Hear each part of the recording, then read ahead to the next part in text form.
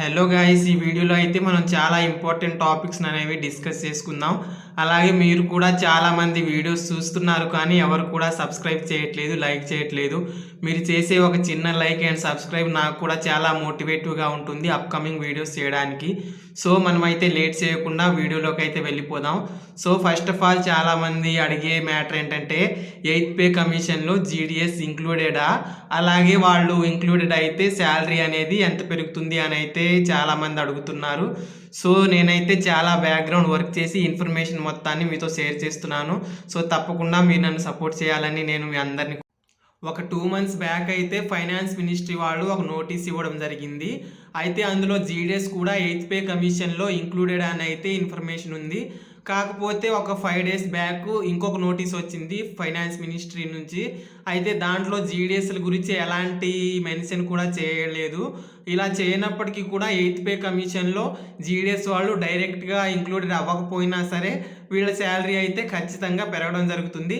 ఎందుకంటే ఇది ఓన్లీ ఈ ఒక్క 8th పేలో మాత్రమే స్టార్ట్ అయ్యేది కాదు కాబట్టి ప్రీవియస్గా 7th పేలో 2016లో కూడా డైరెక్ట్గా జీడిఎస్ వాళ్ళు 7th పే కమిషన్లో ఇంక్లూడెడ్ అవ్వకపోయినా సరే ఆ తర్వాత 1 man కమిటీ అనేది ఫామ్ అయ్యి ఆ కమిటీ ద్వారా ఈ జీడిఎస్ వాళ్ళకి 7th పే కమిషన్లో శాలరీస్ అనేవి హైక్ అయ్యాయి.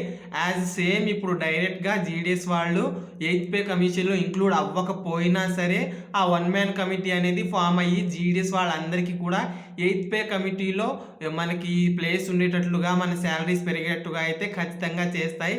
బికాజ్ ఇప్పుడు ఇది కొత్తగా జరిగితే దీన్ని మనం ఏం చేయలేం, కానీ ఇది ప్రీవియస్గానే ఉంది కాబట్టి యాజ్ సేమ్ ఇప్పుడు 8th పే కమిషన్లో కూడా జీడిఎస్ వాళ్ళ శాలరీ అయితే ఖచ్చితంగా పెరుగుతుంది అనేది అయితే మనకి కన్ఫర్మ్ చేసుకోవచ్చు. అయితే శాలరీస్ అనేది ఎప్పటి నుంచి పెరుగుతుంది అంటే 8th పే కమిషన్ 2026 జనవరి నుంచి స్టార్ట్ అవుతుంది. కాకపోతే మనకు జనవరి 2026 నుంచి మాత్రమే శాలరీస్ అనేవి క్రెడిట్ అవ్వదు. బికాజ్ బిహైండ్ బ్యాక్గ్రౌండ్లో చాలా హైయర్ అథారిటీస్ కొన్ని మీటింగ్స్ చేయాల్సి ఉంటుంది. అంటే ప్రతి డిపార్ట్మెంట్కి బేసిక్ శాలరీ ఎంత చేయాలి, డిఏ ఎలా పెంచుకుంటూ పోవాలి, ఇంకా అలవెన్సెస్ ఇంకేమైనా యాడ్ చేయాలా అనేది అయితే మాత్రం వాళ్ళంతా క్లియర్ చేసుకొని మీటింగ్స్ చేసుకొని మాత్రమే మనకి శాలరీస్ అనేది ఇంక్రీజ్ చేయడం జరుగుతుంది. కాకపోతే యాజ్ పర్ జియోస్ అయితే స్టార్ట్ అయ్యేది మాత్రం 2026 జనవరి నుంచే. బట్ మన అకౌంట్స్లోకి క్రెడిట్ అవ్వడానికి కొంత టైం అనేది పడుతుంది.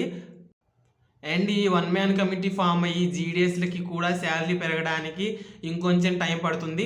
కాకపోతే టైం పట్టినా సరే మనకు కూడా శాలరీస్ అనేది పెరగడం అయితే ఖచ్చితంగా అది జరుగుతుంది. ఎందుకంటే ప్రీవియస్గా కూడా అలానే పెరిగాయి కాబట్టి ఇప్పుడు కూడా పెరుగుతుంది. సరే, ఇదంతా ఓకే. అయితే మనకు పెరిగే శాలరీస్ ఎంతవరకు పెరగచ్చు అనేది అయితే ఇప్పుడు డిస్కస్ చేసుకుందాం. 2016లో అయితే మన బేసిక్ పే అనేది జీడిఎస్లకి 5000 అలా ఉండేది. అయితే దాన్ని ఆ 7th పే కమిషన్ డబల్ చేయడం జరిగింది. అంటే 5000 ఉన్న బేసిక్ పేని 10,000 చేసింది ఏబిపిఎంకి అయితే. అలాగే బీపీఎంకి 6000 ఉన్న బేసిక్ శాలరీని 12,000 చేసింది. అలాగే సేమ్ ఇప్పుడు కూడా చేస్తుంది. ఇప్పుడు బీపీఎం శాలరీ 12,000 బేసిక్ పే ఉంది కాబట్టి వాళ్ళది డబుల్ అయ్యే ఛాన్స్ ఉంటుంది. అలాగే ఏబిపిఎంది ప్రజెంట్ 10,000 శాలరీ ఉంది కాబట్టి వాళ్ళది కూడా డబుల్ అయ్యడం అనేది జరుగుతుంది. బేసిక్ పే 20,000 అవుతుంది. ప్లస్ దాంట్లో అలవెన్సెస్, డిఏ ఇంకొంచెం కలిపి అటు ఇటు బీపీఎంకి అయితే 25,000 ప్లస్సే రావడం జరుగుతుంది. ఏబిపిఎంకి అయితే 23+ అనేది రావడం జరుగుతుంది. అంటే ఖచ్చితంగా ఇంతే అని మాత్రం మనం చెప్పలేము. ఏబిపిఎంకి 25,000 కూడా రావచ్చు, బీపీఎంకి 30,000 కూడా రావచ్చు. కాకపోతే మనం అనుకున్నట్లు మరీ తక్కువగా అయితే ఏం పెరగదు.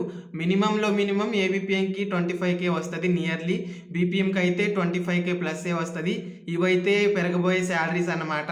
వీటితో పాటు ఇంకొక ఇంపార్టెంట్ మ్యాటర్ ఏంటంటే ఫ్యూచర్లో అప్కమింగ్ రిక్రూట్మెంట్స్కి అంటే జీడిఎస్ ఉద్యోగాలకి రాబోయే నోటిఫికేషన్స్లో జస్ట్ 10th క్లాస్ మీద ఈ పర్సంటేజ్ మీద కాకుండా ఎగ్జామ్ కూడా కండక్ట్ చేస్తాము అన్నట్లుగా టాక్ అయితే నడుస్తుంది.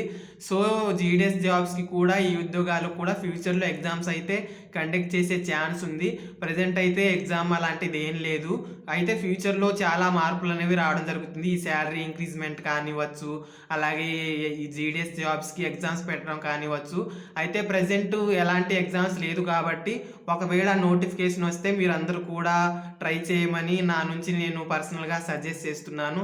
సో, ఈ వీడియో అనేది మీ అందరికీ హెల్ప్‌ఫుల్‌గా అండ్ ఇన్ఫర్మేటివ్‌గా ఉందని నేను అనుకుంటూ, మీరు నన్ను సపోర్ట్ చేయాలని నేను కోరుకుంటూ మీ అందరినీ, ఈ వీడియో గనుక మీకు నచ్చినట్లయితే, ఇన్ఫర్మేటివ్‌గా అనిపించినట్లయితే ప్లీజ్ లైక్ చేయండి, షేర్ చేయండి. మన ఛానల్ నుంచి ఇలాంటి ఇన్ఫర్మేటివ్ వీడియోస్ మీకు కావాలనుకుంటే తప్పకుండా సబ్స్క్రైబ్ చేయండి. ఉంటాను. Bye bye.